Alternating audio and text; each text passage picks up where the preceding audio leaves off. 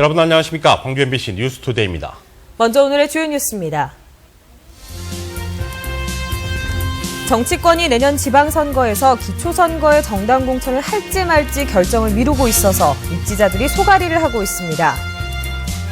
2014학년도 대입 수시 1차 모집이 오늘부터 시작됩니다. 광주와 전남 지역 대학들은 모집 정원의 73%를 수시로 뽑을 예정입니다. 신임 행장선임의 반발에 농성을 벌이고 있는 광주은행 노조가 오늘 새 행장 취임식을 막을 예정이어서 충돌이 예상됩니다. 문화예술의 고장 진도가 전국 최초로 민속문화예술 특구로 지정돼 오늘 2017년까지 다양한 사업이 추진됩니다. 내년 지방선거가 다가오고 있지만 기초선거에서 정당 공천을 할지 말지 정치권이 아직 결정을 내리지 않고 있습니다. 이번 정기국회에서 선거법이 개정될지도 불투명해 입지자들만 소갈이를 하고 있습니다. 윤근수 기자입니다. 민주당은 지난 7월 전 당원 투표를 통해서 기초단체장과 기초의원 선거에서는 정당 공천을 폐지하기로 당론을 결정했습니다. 하지만 새누리당은 아직도 답을 내놓지 않고 있습니다. 정기국회가 열렸지만 이석기 의원이나 국정원 사건 등 산적한 현안 때문에 법 개정 논의가 언제부터 시작될지, 논의가 될 수 있을지도 불투명합니다. 당장 헷갈리고 속 터지는 건 입지자들입니다. 총기를 일하고 있는 상황인데 이렇게도 저렇게도 우리가 가닥을 잡기가 좀 그렇거든요. 공천제가 유지되면 당원 공약이 우선이고 공천제가 폐지되면 인지도를 높여야 하는데 이런 상황에선 전략 세우기도 어렵습니다. 어렵게 투기를 하는 것이니까 집중도 안 되고 혼돈도 많고 사람들의 말만 많죠. 여야가 차일피일 시간을 끌다가 정당 공천제 폐지 공약이 후퇴하는 것 아니냐는 우려도 나오고 있습니다. 기초의원은 공천을 폐지하고 단체장은 공천하는 쪽으로 변질되지 않겠냐는 전망입니다.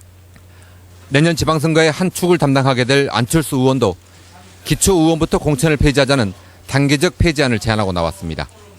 시합날은 다가오는데 규칙은 정해지지 않고 이래저래 입지자들의 소갈이만 깊어지고 있습니다. MBC 뉴스 윤근수입니다. 민주당이 내년 지방선거를 앞두고 지역 관련 정책 개발에 나섰습니다. 민주당은 어제 광주시 의회에서 지방선거 기획단 주관으로 지방선거 정책 개발을 위한 토론회를 열어 각계 전문가의 제안을 수렴했습니다. 민주당 광주시당은 광주의 미래를 위한 의제를 발굴하고 소통의 자리를 마련하는 데 보다 많은 노력을 기울이겠다고 밝혔습니다. 무농약 쌀 재배에 나선 농민들이 친환경 약재가 부실해서 농사를 완전히 망쳤다고 주장하고 있습니다. 반면에 친환경 제재를 공급한 회사 측은 약재에는 문제가 없었다며 농민들이 막무가내로 보상을 요구하고 있다고 맞서고 있습니다. 조현성 기자입니다. 나주시 세지면의 한 벼논입니다. 벼 이파리들이 노랗게 타들어가고 있습니다. 벼즙을 빨아먹은 애벌레들은 곳곳에 배설물을 쏟아놨습니다. 농민들은 문고병과 각종 병해충의 기승이 이미 감당하기 어려운 상황이라고 주장합니다. 이 이파리가 가버리기 때문에 이것은 쭈갱이. 전혀 이거 여물지 않습니다, 이것은. 피해를 호소하는 농가는 모두 6농가의 피해 면적만 15헥타르 5만 평에 이릅니다. 인근 논 모두 똑같이 농약을 치지 않고 벼를 키우는데 유독 자신들만 피해를 보고 있다며 친환경 제재로 방제를 해준 회사 측의 책임이라고 주장합니다. 약효가 떨어지는 친환경 약재를 계속 쓸 수도, 이제 와서 일반 농약을 쓸 수도 없어 올해 처음 무농약 벼농사를 시작한 것이 못내 후회스럽습니다. 행정에서도 이렇게 권유를 했었고, 그래서 저희는 이미 이제 우리는 친환경으로 가야 됩니다. 그래서 이제. 하지만 회사 측은 정도 차이는 있지만 다른 농가들도 병해충에 시달리고 있는 것은 마찬가지라며 약재 자체에는 아무런 문제가 없다고 주장합니다. 오히려 농민들이 권장량 이상의 화학 비료를 뿌리는 등 지도를 따르지 않아 놓고 회사 측에만 모든 책임을 돌리고 있다고 말합니다. 이렇게 날씨라든가 이런 것들이 좀 힘들어서 이렇게 된 부분인데 모든 것을 저희 책임으로 이렇게 돌린다는 건 좀 앞뒤가 안 맞는 일이에요, 사실은. 전남에서는 지난해 말 기준으로 7만 5천 헥타르의 논에서 무농약으로 벼가 재배되고 있는데 이는 벼 재배 농민 4명 가운데 1명꼴로 친환경 벼농사를 짓고 있는 셈입니다. MBC 뉴스 조현성입니다. 정부가 시행 중인 한우 농가의 FTA 폐업 보상 기준이 불합리하다는 지적이 일고 있습니다. 도내 일선 한우 농가에 따르면 정부는 지난 7월 22일부터 오는 9월 21일까지 읍면동 사무소를 통해 한우 FTA 폐업 보상과 피해 보전 직불금 신청을 받고 있습니다. 문제는 신청 자격의 FTA 발효 직후인 지난해 3월 15일부터 12월 31일까지 소를 출하했거나 송아지 출산 사실이 있어야 합니다. 그런데 소규모 사육농가의 경우 이 기간에 한우 도축이나 송아지 출산 조건을 갖추지 못해 수소 81만 원, 암소 90만 원의 폐업 보상비를 받지 못하고 있습니다. 최근 지역에서 3곳의 학교가 부실대학 등으로 지정됐습니다. 당장 수시 모집을 코앞에 둔 상황이어서 각 대학마다 신입생 확보에 비상이 걸렸습니다. 문영철 기자가 보도합니다. 한려대와 광양보건대 그리고 한영대까지 전남 동부 지역 7개 대학 가운데 절반에 가까운 3개 학교가 부실 판정 등을 받았습니다. 이들 대학에는 당장 내년부터 정부의 재정 지원이 일부 중단되고 특히 경영 부실 대학에는 학과 통폐합 등 대대적인 구조 조정이 실시됩니다. 하지만 학교 입장에서 더 큰 문제는 당장 코앞에 다가온 수시 모집. 학교를 선택해야 하는 학생들은 이번 교육부의 발표에 당연히 민감할 수밖에 없습니다. 학자금 대출이나 장학금 혜택이 적다면 수시를 쓰는 고3의 입장으로서는 선택에 신중을 기할 수밖에 없다고 생각합니다. 갈수록 심해지는 지방대 기피 현상. 여기에 부실대학이라는 꼬리표까지 붙게 되면서 해당 대학들은 신입생 유치에 비상이 걸렸습니다. 침체되면 또 내년에 더 위기가 오니까 대학 측도 나름대로 자구책을 마련하고 있습니다. 수시 모집 마지막 날까지 학교 홍보를 강화하는 것은 물론 교수들까지 나서 신입생 확보에 총력전을 벌이고 있습니다. 학교를 찾아가서 우리 간호보건 계열에 대한 특성화를 학생들에게 직접 입시 설명회를 하고 또 진로 설명 상담도 해주고 교장 선생님이나 아니면 입시 관련되어 있는 선생님들을 초빙을 해서 마음 놓고 보낼 수 있도록. 하지만 정부 학자금 대출과 장학금 지급이 제한될 상황에서 많은 학생들이 지원할지는 여전히 미지수입니다. 교육부 발표로 인한 파장은 이번 수시 모집뿐만 아니라 정시 모집까지 이어질 예정이어서 신입생 유치를 위한 지역 대학들의 고민은 더욱 깊어질 것으로 보입니다. MBC 뉴스 문형철입니다. 올해 대학 입학 시험의 첫 관문인 수시 1차 전형이 오늘부터 시작됩니다. 광주와 전남에서는 올해 전체 모집 정원 26,798명의 73.4%인 19,670명을 선발합니다. 전국적으로는 194개 대학에서 지난해보다 8,385명이 늘어난 25만 1,608명을 뽑습니다.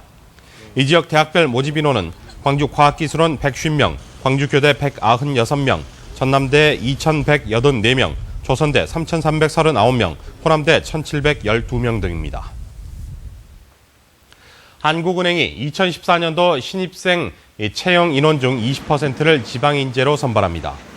한국은행 광주 전남 지역본부에 따르면 신입사원 70명 가운데 20%를 지방인재로 선발할 예정입니다. 이에 따라 오늘 전남대학교와 조선대학교에서 채용 설명회를 갖고 이 지역 대학생들에게 지원 정보를 제공할 계획입니다. 신입 직원 지원서 접수는 오늘부터 오는 10일까지입니다. 수백억 원을 들여 3년 전 완공한 흑산도 수원지가 재구시를 하지 못하고 있습니다. 물 성분이 먹는 물에 적합하지 않기 때문인데 시설 보완이 시급하다는 지적입니다. 김양훈 기자가 취재했습니다. 저수용량 70만 톤의 신안 흑산 3수원지, 16만 톤 규모의 수원지 2개가 있지만 수요가 증가하는 여름철이면 매년 물이 부족해 지난 2010년 3수원지가 추가 건설됐습니다. 예산만 200억 원이 넘게 들어갔는데 3년 가까이 물 공급이 이루어지지 않았습니다. 주변 안반에 섞인 철 성분의 영향으로 물 색도가 기준치보다 2배 이상 넘게 나온 것이 이유입니다. 담수된 물을 모두 버리고 새로운 물을 채운 뒤 조사한 결과 기준에 적합해지자 올 초 물 공급이 시작됐습니다. 그런데 지난달 16일부터 흑산도 3수원지 물 공급이 다시 중단됐습니다. 수원지에 쌓인 낙엽 등으로 물 색도가 10으로 나와 먹는 물 기준치를 또 초과했기 때문입니다. 갑자기 물이 노려가지고 우리가 민박을 하는데 하얀 수건에 담가놨었는데 그 수건이 못 쓰게 됐었어요. 예비 수원으로 남겨두었던 1, 2수원지 물 공급으로 다행히 급수에는 차질이 없지만 3수원지 물 공급이 언제 재개될지는 불투명한 실정입니다. 신안군은 수원지 수질 개선 방안을 마련하기 위해 전문기관에 용역을 의뢰했습니다. 저희들의 수질 개선 방안을 지금 용역 중인데 용역 결과에 의해서 수질 개선 시설을 설치할 계획입니다. 수백억여 원을 들여 만들었지만 제 역할을 못하는 수원지. 고도 정수 처리 시설 설치 등 근본적인 대책 마련이 시급합니다. MBC 뉴스 김양훈입니다. 신임 행장 내정에 반발해 천막 농성을 벌이고 있는 광주은행 노조가 오늘 새 행장 취임식을 막을 예정이어서 충돌이 예상됩니다. 광주은행 노조는 오늘 오후 2시에 열릴 예정인 김장학 행장 내정자의 취임식을 원천 봉쇄하기로 했습니다. 또한 노조는 우리금융 출신 행장 내정자의 출근을 저지하기로 해 민영화를 앞두고 노사 간 대립이 장기화될 전망입니다.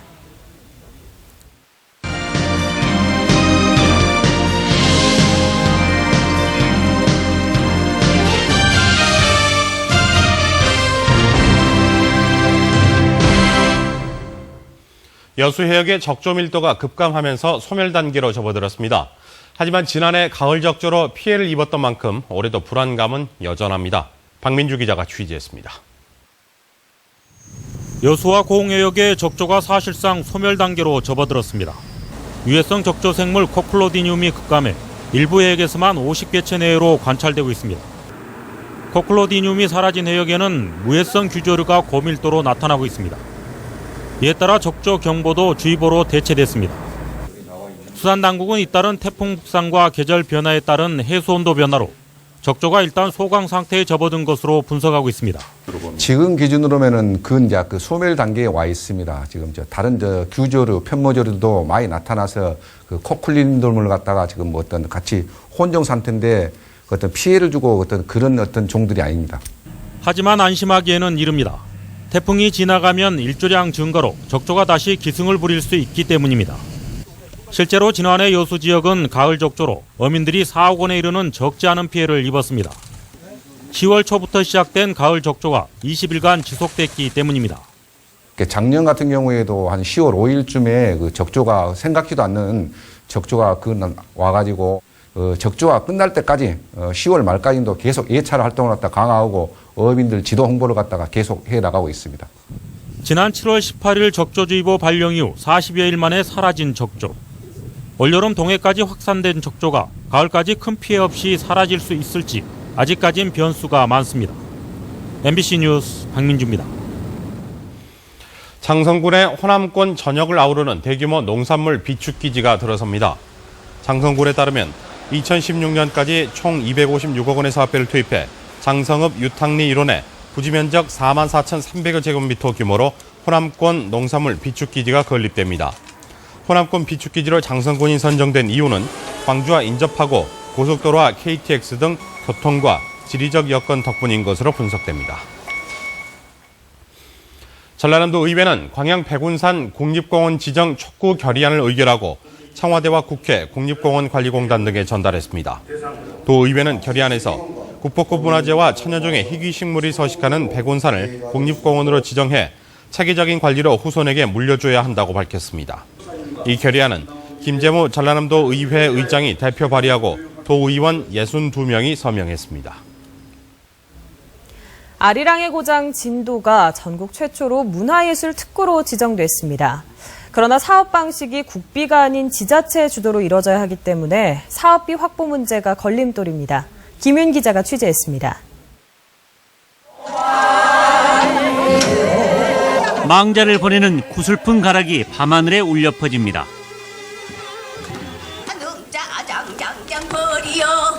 순례를 돌며 부르는 흥겨운 놀이는 보는 사람들의 어깨를 들썩거리게 합니다. 이렇듯 문화예술의 고장 진도가 전국 최초로 민속문화예술특구로 지정돼 오는 2017년까지 다양한 사업이 추진됩니다.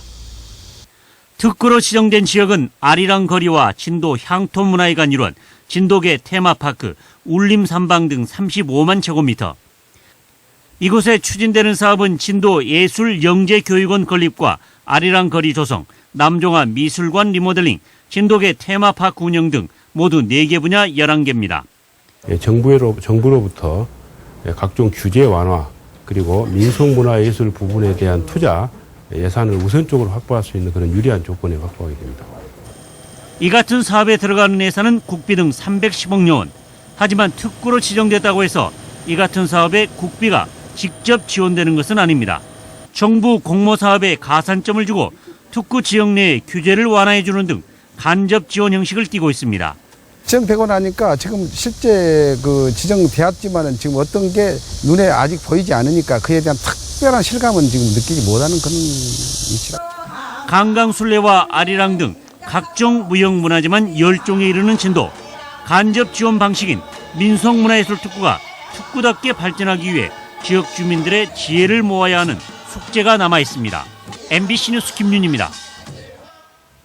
아시아 지역에서 활동하는 기자들이 문화전당 개관을 앞두고 아시아 문화 융성을 위한 미디어의 역할을 주제로 토론을 벌입니다.